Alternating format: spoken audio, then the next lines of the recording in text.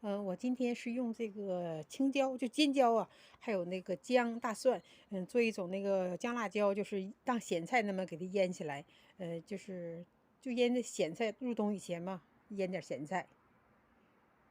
芬兰都冷了，今天这零上4、5度啊。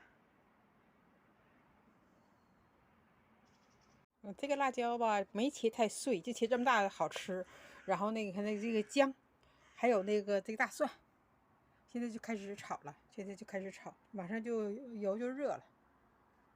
就把这个姜，把这姜那个就是煸熟了以后，多煸一会儿哈，多炒一会儿，然后就把那倒辣椒，把辣椒炸熟它就可以了。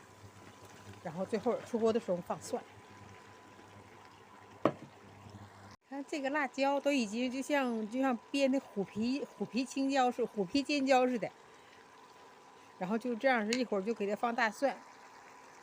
我这个大酱啊，就剩这一点了，今天都给它做上。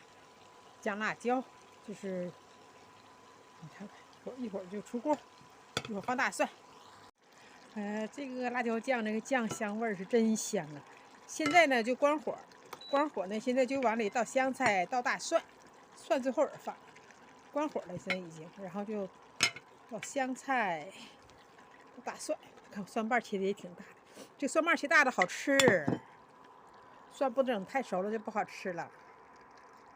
一会儿就出锅了。